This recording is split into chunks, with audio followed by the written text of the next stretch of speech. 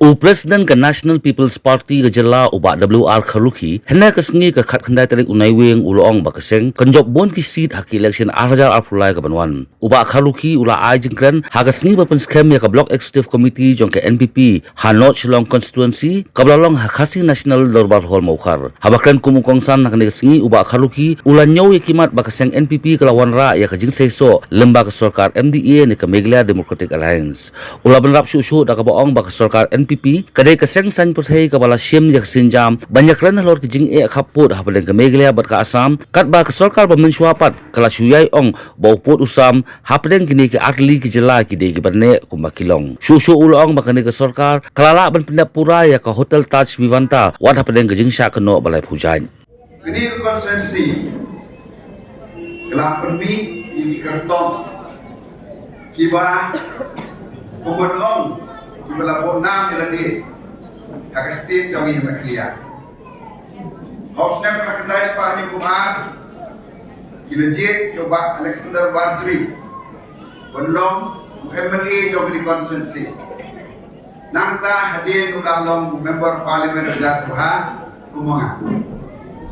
nangta hakandai Spanya Kumar kilajit iba Darwin Negdok Piu Bonlong MLA jogi Bokar Constituency how to Usnem Ulong Chief Minister Jong State Jong Maklia nangka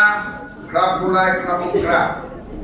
legit iba Korban Singh Ulong Nomi Kmat Jompi Negeri Constituency Mohon Kum Profesor Korban Singh Kum U Legislator Ngatrai itu Gulador PH Kumungi lagi ke performance Jom Assembly Kaba Kumunong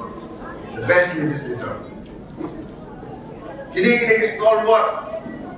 Jong State ke Jong. But datang kata haba Pai Singapore Bele State Ngatrai Kini ke Constituency Kadai the heart of the Hill State movement Jong State Jong Prokowi. Wait. Ngelapan ong pagkede Constituency ke Jompi